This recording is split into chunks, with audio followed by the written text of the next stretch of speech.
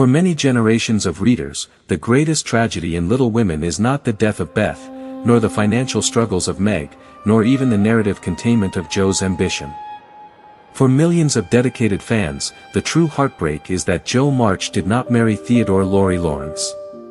This romantic disappointment has fueled one of the most persistent and sentimental myths in literature, that Jo and Laurie were the right person, wrong time pairing, two kindred, fiery spirits destined for chaos and brilliance, cruelly separated by fate or a mistaken choice. This myth sustains the idea that if only the circumstances had been slightly different, if only Jo had matured slightly faster, or if only Laurie had been a little more patient, their union would have been the ultimate realization of love. But here, in the Emotive Archive, we must cut through the sweet, seductive fog of sentimentality and confront the uncomfortable psychological truth: Jo and Laurie were never the right person for each other. Their union would not have been a brilliant, chaotic partnership. It would have been a codependent disaster rooted in shared immaturity, financial aimlessness, and a terrifying inability to define healthy personal boundaries. Our purpose is to debunk the friendzone fallacy, the toxic idea, often perpetuated by romantic narratives, that intense friendship, persistent emotional pursuit, and shared history automatically translate into romantic compatibility. Jo's rejection of Laurie was not an error of timing, it was her most insightful, profound, and necessary act of self-preservation and maturity. To understand why their union was fundamentally flawed, we must first analyze the true nature of their bond. Jo and Laurie's connection was founded not on mutual ambition or stability, but on shared chaos and rebellion. They were partners in mischief, co-conspirators in avoiding responsibility, and mutual enablers of their worst, most impulsive tendencies. Jo was the brilliant, fiery artist perpetually seeking adventure, and Laurie was the wealthy, charming boy perpetually seeking distraction from the seriousness of his inheritance and future. They existed in a bubble of prolonged adolescence, finding validation in their shared rejection of convention. This shared wildness, which fans find so appealing, is precisely the reason their marriage would have been a catastrophe. Jo explicitly recognized this truth, stating, "We are too much alike, and a fiery friendship would spoil a lovely romance." This insight is profound. Marriage, for an ambitious individual, requires a partner who provides stability, structure, and constructive challenge. Laurie offered none of these things. He offered only a larger stage for their shared chaos, a handsome co-pilot on the path to financial aimlessness and emotional volatility. Both were defined by their lack of discipline. Marrying would have simply doubled the instability and legitimized their refusal to grow up. The second, more toxic component of their bond lies in the dynamic of emotional labor demand.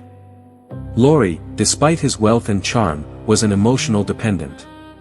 He lacked direction, purpose, and self-discipline, perpetually relying on Jo's fierce energy to guide him, amuse him, and stabilize his feelings. He often used Jo as his emotional sounding board and the primary source of his motivation. Jo, already grappling with her own explosive temper and massive ambition, recognized the crushing burden Laurie placed on her. Laurie's proposal, particularly the emotional aftermath, reveals the deepest flaw in his character: toxic entitlement. Laurie is a figure of immense privilege, a handsome, wealthy boy who has rarely been denied anything he truly wanted. When Jo rejects his proposal, his response is not mature disappointment, but a descent into self-pity, petulance, and aimlessness. He abandons his studies and drifts into despair, effectively, if subconsciously, laying the responsibility for his failure at Jo's feet. This emotional manipulation, the unspoken message being, "If you loved me, I wouldn't be suffering this way," is the hallmark of the nice guy fallacy that demands a romantic reward for basic kindness and persistence. Laurie's subsequent emotional blackmail reveals that his persistence was not evidence of deep, transcendent love, but of a troubling inability to accept rejection and respect Jo's boundaries. True love, mature love, is defined by the capacity to see, respect, and support a partner's autonomy. Laurie's pursuit was an attempt to co-opt Jo's autonomy, to bind her to his emotional needs and financial convenience. Jo's rejection, therefore, was not a mistake born of stubbornness, it was her defining moment of radical self-preservation. She understood that marrying Laurie meant taking on the immense, unpaid labor of managing his life, his emotions, and his inherited chaos, a burden that would inevitably drown her own fiery, fragile creative ambition. She chose to protect her writing, her independence, and her internal self from the crushing demands of codependent emotional ownership. This choice, against the fierce tide of romantic convention and fan desire, was the most honest and mature decision Jo March ever made. The romantic idealization of Laurie Lawrence blinds many readers to the disturbing psychological undercurrents of his pursuit. He is handsome, wealthy, and devoted, fulfilling the role of the perfect romantic hero. Yet, beneath the veneer of the nice guy lies a core of toxic entitlement rooted in his immense privilege and a lifelong absence of consequences. Laurie, being constantly indulged, was never taught that he could not have what he truly desired, and that includes Jo. When we analyze Laurie's behavior after Jo's first firm rejection, the myth of right person, wrong time completely collapses. Laurie does not maturely accept Jo's decision and move on with dignified respect. He spirals into self-pity and aimlessness. He abandons his studies and drifts into a cycle of self-indulgence and depression. Crucially, the narrative frames this decline as a direct consequence of Jo's refusal. This emotional collapse serves as a form of covert emotional blackmail, subtly pressuring Jo to reverse her decision by making her responsible for his happiness and well-being. The unspoken message is clear: my failure is your fault, and only your acceptance can save me. This refusal to accept no is not persistence, it is a fundamental disrespect for Jo's autonomy and boundaries. Laurie's inability to see Jo's rejection as a legitimate, internal decision, rather than a temporary obstacle to be overcome, demonstrates that he truly loves the idea of Jo, the chaotic, adventurous complement to his own wealth. He loves her energy and her rebellion, which he desperately needs to define his own identity, but he does not respect her definitive choice of self-preservation. Furthermore, Laurie's need for Jo is deeply rooted in his immaturity. He seeks not a wife, but a co-conspirator in perpetual adolescence. He views Jo as the necessary figure who can inject excitement and meaning into his privileged, yet aimless, life.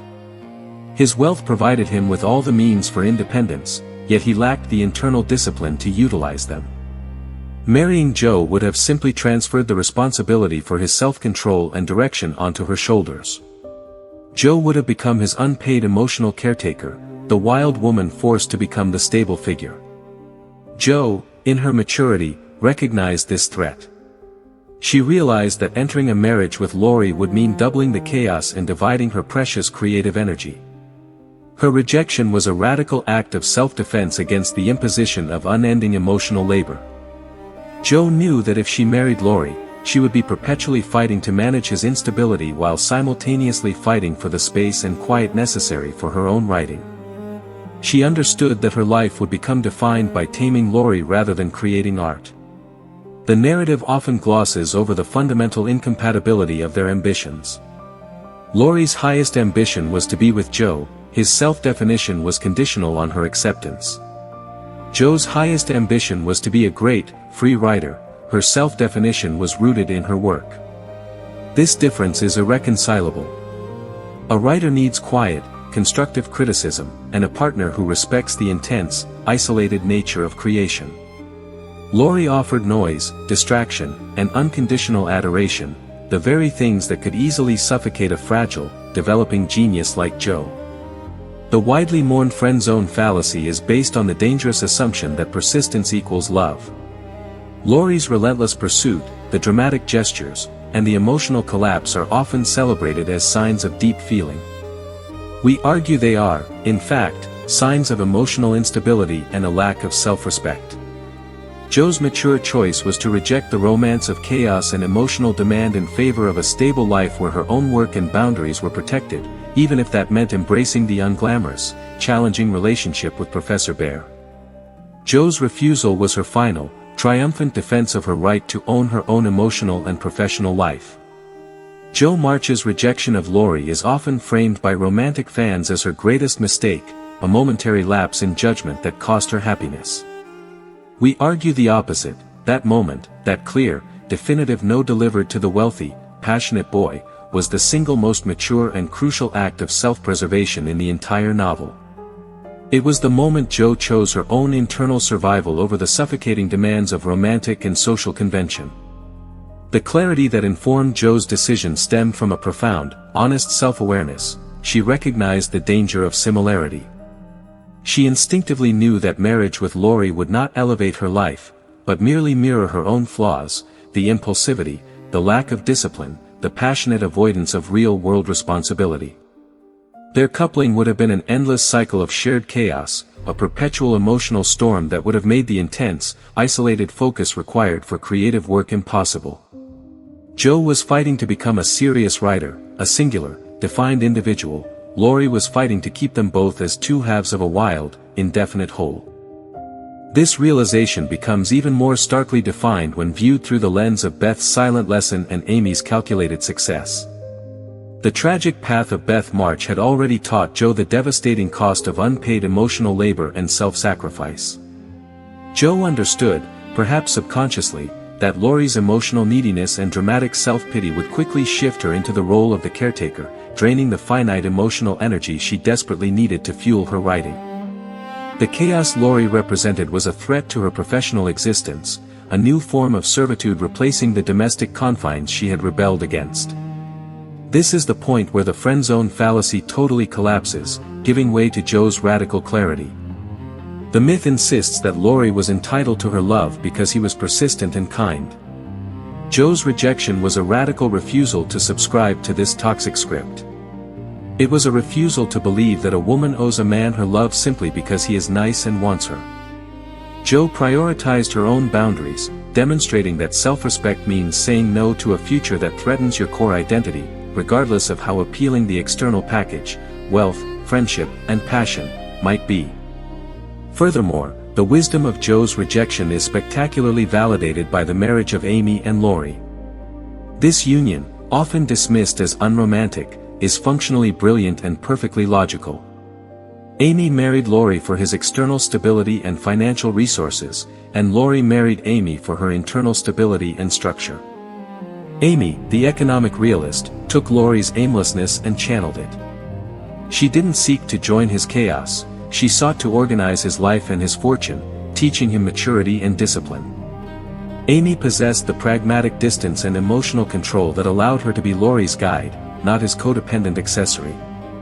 This difference is critical. Amy was capable of setting boundaries and demanding self-respect. Jo was too deeply entangled in their mutual history to achieve that necessary distance. The success of Amy and Laurie's functional marriage serves as a constant, silent testament to the failure Jo and Laurie's chaotic union would have been. Amy's marriage was based on complementary practicality, Jo's would have been based on duplicative passion. Jo's decision to choose the demanding, intellectual, and unglamorous Professor Bear over Laurie reinforces this theme. Bear, the figure of moral and intellectual challenge, demands that Jo write better, not that she simply be with him. His challenge is directed toward her craft, not her person. He supports her ambition by critiquing her weaknesses, a difficult love that is far more conducive to artistic growth than Laurie's unconditional, distracting adoration. The rejection of Laurie was Jo's highest act of emotional maturity, a radical defense of her independence, and her final, triumphant victory over the sentimentality that threatened to confine her spirit to a life of beautiful, chaotic servitude. She chose the difficult path of self-authorship, proving that the highest duty of the rebel is self-preservation. We conclude our analysis of Jo and Laurie by asserting that the widely mourned relationship is not a tragic love story, but a fundamental misunderstanding of mature love versus chaotic codependency. Laurie was not the right person, he was merely the right distraction from Jo's terrifying need to define herself.